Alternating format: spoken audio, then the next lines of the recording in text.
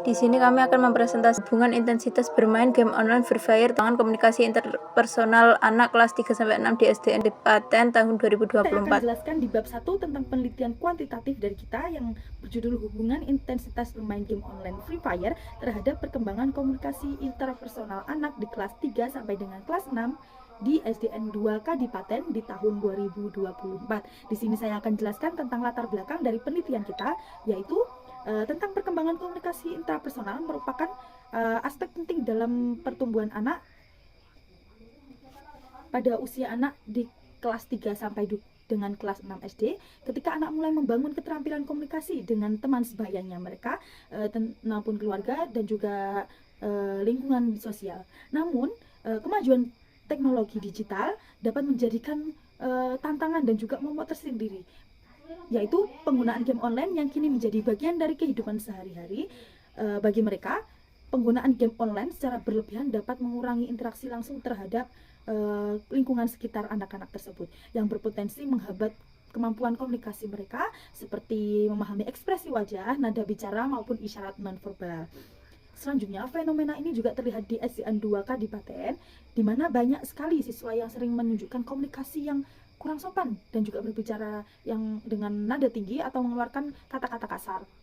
Sebagian besar siswa ini juga diketahui sering bermain game online, terutama di game Free Fire. Kebiasaan ini menimbulkan pertanyaan tentang dampak durasi bermain game online terhadap kemampuan komunikasi mereka. Penelitian ini bertujuan untuk memahami hubungan antara durasi bermain game online dan perkembangan komunikasi anak-anak kelas 3-6 SD. Dengan analisis yang mendalam dari kami, hasil penelitian ini diharapkan dapat memberikan wawasan kepada orang tua dan juga tenaga pendidik tentang bagaimana mengelola waktu bermain game online mereka agar seimbang dengan tetap mendukung perkembangan sosial mereka sendiri. Dan di sini kita mengidentifikasi 3 masalah. Yang pertama yaitu anak-anak kelas 3 SD yang bermain game online secara berlebihan beresiko mengurangi interaksi di dunia nyata, dan juga berapa durasi yang dianggap berlebihan dan bagaimana hal ini mempengaruhi komunikasi mereka masih menjadi pertanyaan utama bagi peneliti.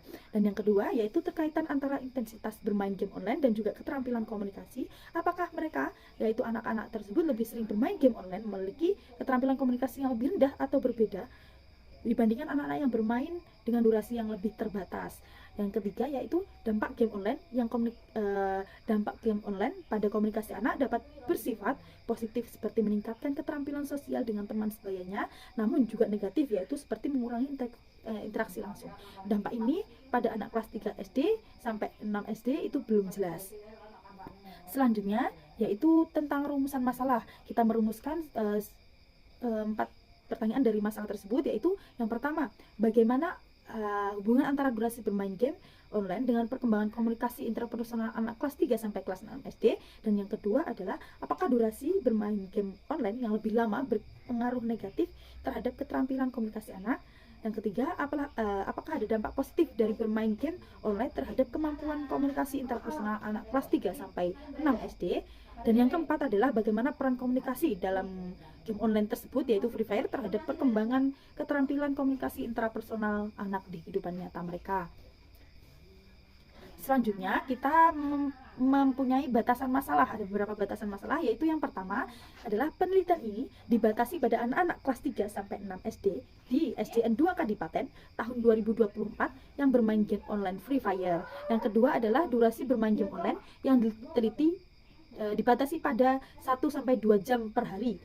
Yang ketiga yaitu penelitian ini hanya akan mencakup game online yaitu berbasis interaksi, yaitu khususnya di Free Fire, di mana anak-anak tersebut dapat berkomunikasi dan berkolaborasi dengan pemain lain.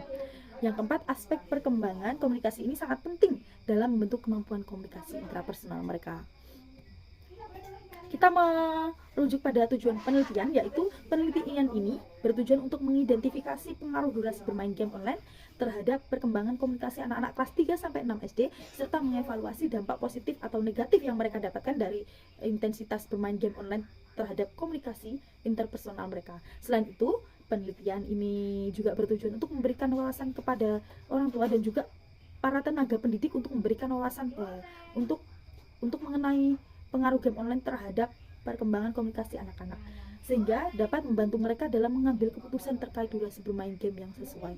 Dan manfaat dari penelitian ini ada dua jenis manfaat, yaitu manfaat teoritis dan juga manfaat praktis. Saya akan menjelaskan yang pertama adalah manfaat teoritis. Di sini kita mempunyai 2 poin, yaitu yang pertama, penelitian ini dapat dijadikan sebagai tambahan informasi yang memberikan pemahaman yang lebih baik tentang bagaimana durasi bermain game online mempengaruhi perkembangan keterampilan komunikasi mereka. Dan yang kedua yaitu sebagai bahan acuan dari referensi pada penelitian kita sejenis yang dilakukan mungkin penelitian yang sejenis di masa yang akan datang. Dan yang kedua yaitu manfaat praktis. Yang manfaat praktis ini dimana ada 3 aspek, yaitu dari manfaat praktis untuk orang tua. Hasil penelitian dapat membantu orang tua memahami dampak durasi bermain game online pada anak hingga mereka dapat menetapkan batasan waktu yang lebih tepat bagi mereka, sehingga seimbang antara komunikasi dari gadget dan juga komunikasi di dunia nyata untuk anak-anak. Dan yang kedua yaitu untuk para tenaga pendidik adalah sekolah dapat merancang program edukasi yang membantu anak mengembangkan keterampilan komunikasi sambil menjaga keseimbangan antara bermain game online.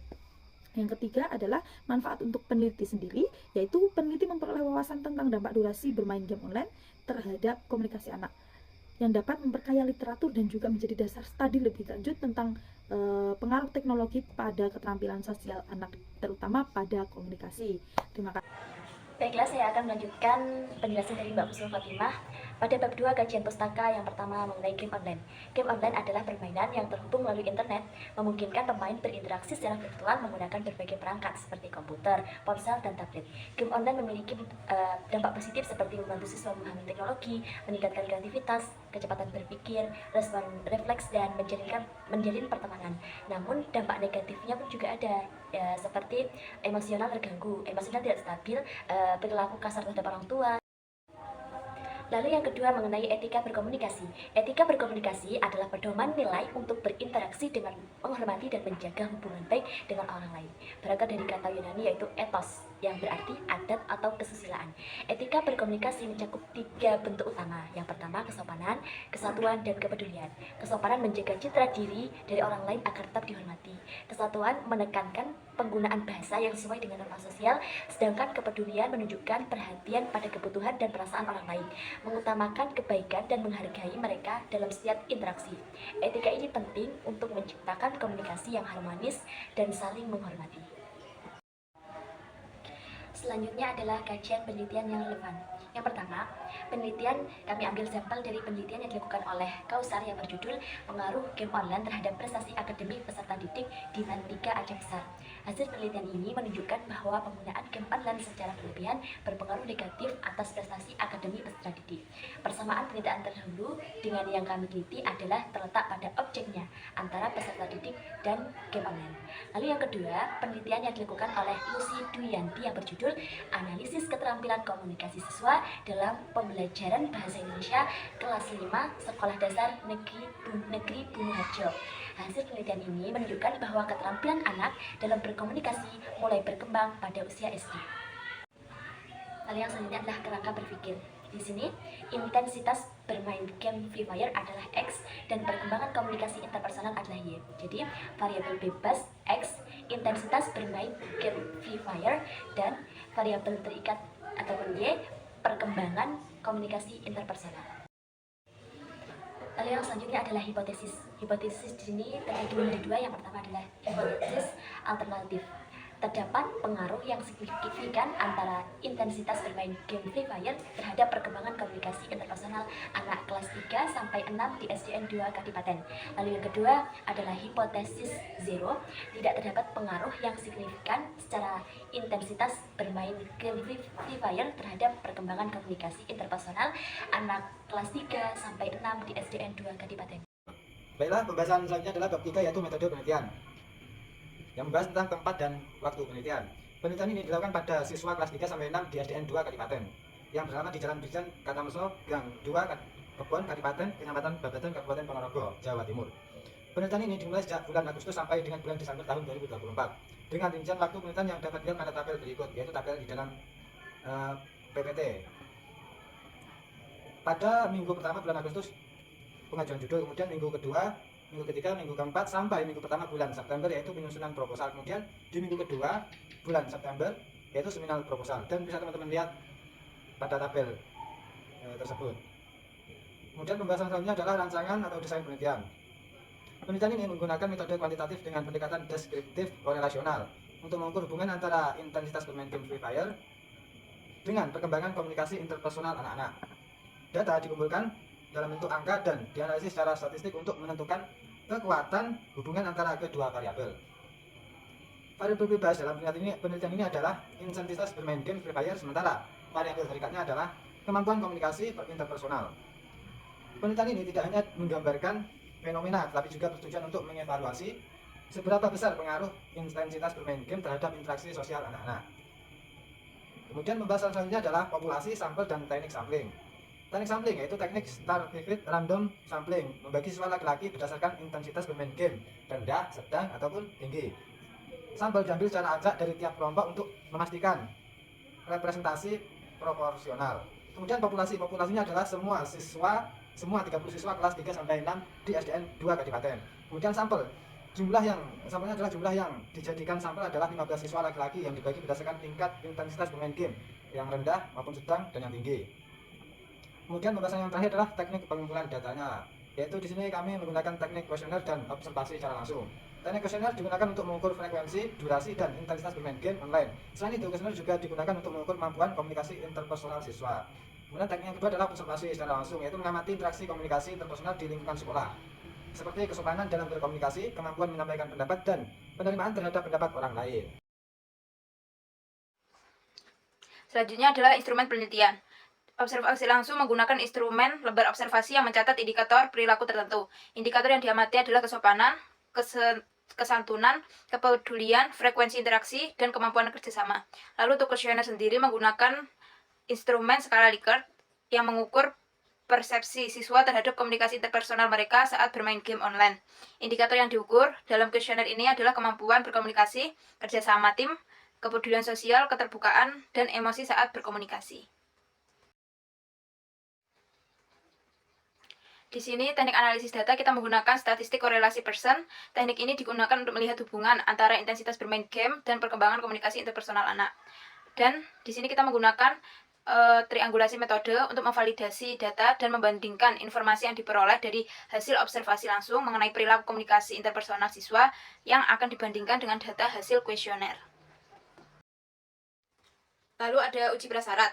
Di dalam uji prasyarat ini ada uji normalitas populasi yang digunakan untuk mengetahui apakah distribusi data dari sampel penelitian berasal dari populasi yang berdistribusi normal.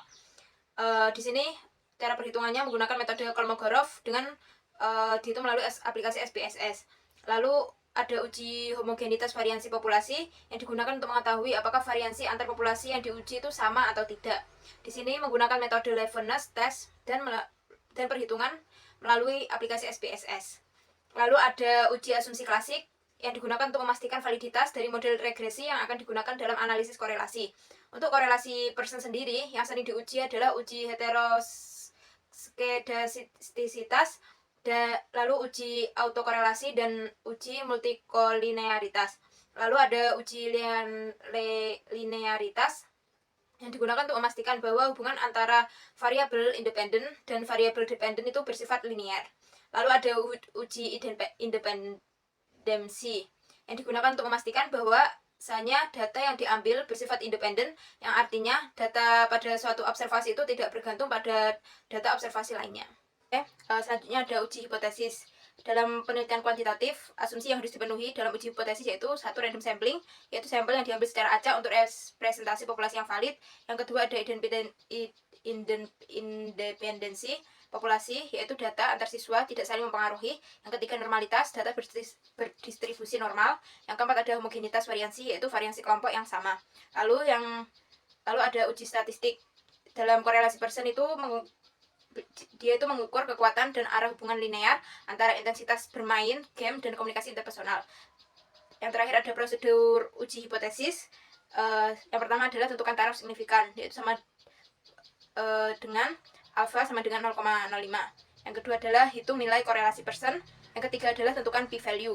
Jika p-value kurang lebih sama dengan 0,5, maka HO ditolak dan ada hubungan yang signifikan. Tetapi jika P lebih besar daripada 0,5, maka gagal menolak HO. Jadi tidak ada hubungan yang signifikan antara intensitas bermain game online dan perkembangan komunikasi interpersonal anak. Selanjutnya, yang terakhir ada lampiran. Di situ sudah tertera nama-nama lampiran dan contoh-contoh lampiran, yaitu yang pertama ada indikator, lalu yang ke B itu ada instrumen kisi-kisi, lalu yang C adalah instrumen kuesioner, dan yang terakhir itu adalah lembar validitas. Mungkin itu saja presentasi dari kelompok kami. Kurang lebihnya mohon maaf. Wabillahi taufiq wal hidayah. Wassalamualaikum warahmatullahi wabarakatuh.